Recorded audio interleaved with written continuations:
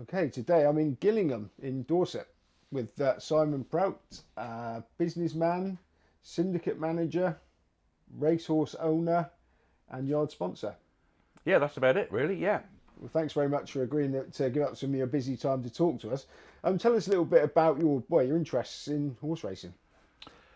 I've always had a great interest in horse racing. My grandfather was a heavy gambler, dragged me into betting shops at a very early age. I followed national hunt racing for many a year. And of late, I've been lucky enough to get involved with owning some horses, running a syndicate, and formed a good friendship with Seamus Mullins, who trains very near where I live in Salisbury. So yeah, we've moved on quite a bit. Okay, now dare I ask about the syndicate? Is because it's called the what? The 69 Club. Yeah, it's raised a few eyebrows in all sorts of places, but it was an idea I dreamt up a couple of years ago. A lot of customers and friends showed interest in my racing activities, and I thought I could do something a little bit different. So we managed to find 69 people to commit to £69 each a month. A few people told me I'd never get them, so the more people told me I wouldn't, the more determined I was. So we've got them. We bought a nice young horse that we've ran for a year in our colours, and we've won a race and had really good fun. And we've got to the stage now where we've got enough in the kitty to buy a second horse. So the 69 Club is now a proud owner of two horses. It's been going very well. We've had some really great days out. Yeah, we've raised a few eyebrows with the name. Some ladies in the bank were very worried when I kept going in with cheques payable to 69 Club. A few of our members asked if they could pay it into some other accounts. They didn't want the bank manager to see the 69 Club on their statement, which was true. And our logo raised a few eyebrows. Two interlocking horses. I'll leave it to your imagination, but you can visit the69club.co.uk. That also raised a few questions, and a couple of people said they found that rather offensive and didn't want to be a part of it. But as they were obviously boring and not the people we wanted, it was a good self-cleansing process. So we've got 69 like-minded people having a damn good time. So where did you manage to find these people? I mean, are they like personal friends of yours, or did you advertise, or what? With personal friends and customers, we came up with a great plan to have a website, and we had a launch day at Newton Abbot where they kindly let us parade the horse before racing. The downside, we were full up the day before the launch day, so we just had a party instead. It was just customers and friends. Customers and friends and friends. Everybody knows somebody or knows a friend of mine, and it's worked really, really well. Yeah. Okay, so you've told me a bit about yourself, and so I want me to get some of this across here. Tell us a little bit about how you got into this game. Yeah, probably about 8 or 9. My grandfather was a farmer, a little village called Oborne near Sherborne.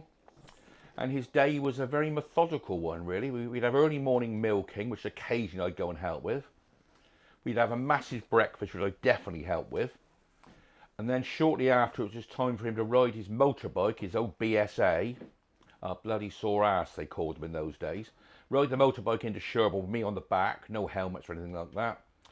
We'd spend lunchtime in the George in Sherborne, an Eldridge Pope house, where he'd get 45 of beer and I'd be stoked out on orange squash and crisps. And then he'd stagger across the road to Ollie Chisholm, the bookmakers in Sherborne, where the afternoon was spent. And occasionally I was allowed to mark the board. That was in the days when the blower just shouted the results through and somebody had to chalk them up. And that was good fun. So we got into that. Around about 12 or 13, I probably had my first bet. I can remember the very horse I backed was a horse called Gunner Blue at Newbury. My dad used to go down and get the morning paper every morning, and the news agent in Sherborne was a chap called Ronald Rideout. He had horses with Richard Diamond. Richard Diamond is now an owner with Colin Tizard. He's actually Joe Tizard's godfather. That was the name Joe Lively came from, one of Colin Tizard's first good horses. That's by the way.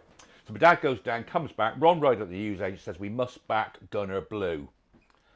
I said, well, how am I going to get a bet on? You know, I'm only 12, 13. Well, you know the bloke in the bookies, don't you? I said, well, I'll try and get in there at lunchtime in my school lunch hour. So we'd go in there, find one of the locals to put a bet on for me. And Gunner Blue was third at 100 to 1. So there was a reasonable profit. My dad was pleased I got his bet on. I had a bet myself. And it really went on from there. Slippery slope. Now, your first ownership of a racehorse, somebody give it to you, didn't they? Yeah, I had a relationship. I've always been in the motor trade, and I had a relationship with a taxi firm in Yeovil. They were racehorse owners. They walked a little bit on the wild side, and they had lots of taxi drivers wanting finance on cars. That was a little bit of a challenge because not many of them had a great deal of wherewithal or credit history, and probably money. But there were ways and means in those days of trying to say to a finance company, he seemed okay, this chap, and eventually they'd sort of sign you up. So as a reward for getting, I don't know, the 20th vagrant into a car on HP, they gave me a quarter share in a horse called Tuffley, trained by Donald Tucker at Frome. And that's really where it started, the ownership bit. That was, I don't know, probably 25, 30 years ago, we had a quarter share, yeah. And how did that one go? Not very well. First racecourse debut was a bumper at Sandown on a Saturday afternoon. Now, I was working, believe it or not, 50 yards from where we're sat now in a main dealership, and I was the salesman. I was there on my own on a Saturday afternoon. At about 1 o'clock, it got the better of me. I've got a runner at Sandown. I can't be here. So I decided to just lock the showroom and go. I can remember steaming up the M3 with hazard warning lights on, got to Sand about half an hour before the race, got in the paddock. The horse was just an embarrassment, I think, really. But I do remember walking up, is it the rhododendron walk they call it, just to make a Sandown? And I looked to my right, there's the Queen Mother. I thought, well, I've arrived now, I'm getting somewhere now. The horse was awful, really, useless. But it did once manage to finish second at some reasonable place at Plumpton. I think then my colleagues received an offer from Bill Turner, probably 100 quid and a couple of pints. Bill Turner bought the horse as he thought, hang on, there is something here, and I think it promptly broke down next time. That was the end of that, but that was Tuffley. I mean, so when you're gifted a horse, do you still have to pay the oh no, I fees? was the full lot. I was given everything. There was no overheads at all. Ideal. And funnily enough, a lady in our syndicate now, the 69 Club, a lady called Jackie Tucker, actually remembers this horse. She was part of the year and remembers this horse, so Tuffers as she calls him. And in fact, the lady was kind enough to give me a silver frame photo of this horse only last year. So that's where it all began. So when then did you first sort of foray into a syndicate? Yeah, probably around about 18, 19 years ago, a group of us, I was living in Milburn Port then, still down near Sherborne. We had quite an interesting Colin Tizard stable, obviously been in the village. And a group of us decided to put a few quid together and buy a horse. So 6 of us put in £2 each, and we bought a horse called Brave Spirit out of Ian Williams' yard. We used to drink in a little club called the Milburn Port Constitutional Club, so known locally as the Con Club. So we actually named the syndicate the Con Club. That also raised a few eyebrows. And lucky enough, we had really, really good success. Brave Spirit with Colin. We got the horse up to about 127. We ran at the Cheltenham Festival. He won numerous races for us. We had really, really good fun until the poor old chap sadly died on the gallops, ruptured an aorta, and that was the end of that. We had a couple more horses with Colin beside the fire, and Roblin Trop, Milburn Port spelt backwards, and we had good fun. And we've still got a good holding of premium bonds as part of the profits of that syndicate.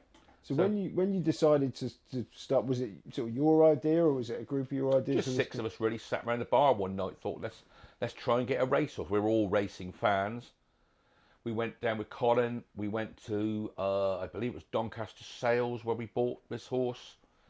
It was part of a Robert Ogden dispersal sale. It obviously wasn't going to be quite good enough for Sir Robert Ogden, but it did us proud. Yeah. So then your first outright ownership, did that come on the proceeds, or were you sort of backing this horse? And well, funny enough, yeah, we won a few. I don't mind a little grapple with the bookmakers on occasions. And I thought, really like this. And there was a horse called Lavalwa, that was an adversary of Brave Spirit. Brave Spirit won the Sussex National, Lavalwa was second, things like this. And I suddenly noticed Lavalwa was coming up for sale. So I said to Colin, we ought to have this because this is all right. And I bought it outright for £5,000. Colin, I couldn't go to the sales. Colin came back, said, we had a bit of trouble. The underbidder girl was crying her eyes out. Girl called Lucy McGarrity, who's very much involved in point-to-pointing, got a livery yard, all sorts of things, and probably better than that if she's listening. Lovely girl, really wanted to buy the horse. And Colin had to promise if I ever wanted to sell the horse, she had first refusal. So we ran Lavalwa. The only time he ever looked like winning was the only time he fell. He was 25 lengths clear at the third last at Chepstow. And somehow or another, Joe fell off. Sorry, Joe, that was a terrible fall. Terrible fall. Joe fell off. That was the only time we would have won. And shortly afterwards, Lavalwa promptly decided, I do not like racing. We were pulled up 2 days running, and Colin said, you've got to just get this thing out of the yard. This is becoming an embarrassment. So we duly rang up Lucy McGarrity, who came rushing down the horse box, bought the horse, and sends me all sorts of progress. And it's been very, very good with the horse. So we found a good horse for that, a good home for Lavalwa. Do you know why she loved it so much? Yeah, when it came over from France, it sold for €500,000 in France. I always reminded Colin that was the most expensive horse ever to have gone for a ring in his yard. It might still be the case, but he'll remind me if not. She loved the horse, looked after it at David Redvers' yard when it came in. She called the horse Frenchie because it was a French horse. And she loved the horse and vowed she wanted to give it a good home, which she did. And I've got Comrade Bob written down here. Tell me about Comrade Bob. Oh dear, yeah, Comrade Bob. Yeah. A friend of a friend was a highly ranking military fellow involved in the point-to-point world and was going to be posted abroad for about 3 years. And through the friend knew I dealt in cars. So basically it started off, when I go away, can I dump my car here the night before I go away? We agreed a price, dump the car, give him X. A couple of days before, my friend rung me up. You don't want to buy his horse as well, do you? Because the bloke who's buying his horse has let him down. So what's this horse all about? Well, it's a good pointer. He's in a field somewhere or another at the moment, but you know he wants a few quid for it. But anyway, so I enlisted Colin Tiz, and we got to some field in Gloucestershire, see this thing in the corner of a field, looking rather dishevelled to my mind. But Colin said, "No, that don't look too bad. You should have that." So we basically did a deal, and I bought the horse. We got it back, and we took it to Uttoxeter to our Midland Grand National Day. I remember Derek Thompson saying that Colin Tizard has unearthed something from the point-to-point field. Look at that big, lovely black horse. And in fairness, he didn't run too bad. A few weeks later, we took him to Worcester, along with a couple of good friends of mine and customers came along as guests. So you want to come racing? And the horse ran extremely well. We were on a handicapping mission, I think is what we're meant to say. I don't really understand how that works. But anyway, we ran extremely well, and Joe Tizard had to lament that unfortunately, on the way up the running, he mistakenly ran in the back of another horse. And therefore, we couldn't quite finish as good as we'd meant to have finished. So that was meant to be good news. I don't really understand all that stuff. Anyway, on the strength of that, my friends loved the horse so much, said, could we buy a share in it with you? So, long and the short of it, I agreed then to sell them a share. Within a week, Colin's on the phone to me. Prout, he said, this horse of yours has got a leg. I said, well, I rather hoped it had 4. But no, you don't understand. He's got a tendon problem. I said, what does that mean? And he said, it means he's out in the field for a year. You won't see any action for a year. So unfortunately then, poor old Comrade Bob had to go out in the field. My friends travelled up from Bournemouth every weekend to see the old horse in the field and fed it with carrots, and rang me one day and said, look, it's breaking our hearts seeing that horse in the field all cold. Nothing would please me better to buy the other share in the horse for my wife for Christmas. So Colin Tizard did tell me I'm probably the best horseman in the world. Who on earth bar you could sell half a share in a lame horse? So off they went. And then they vowed they would gracefully retire the horse, put it in full livery for the rest of its life. So once again, one of my old rejects has come up trumps.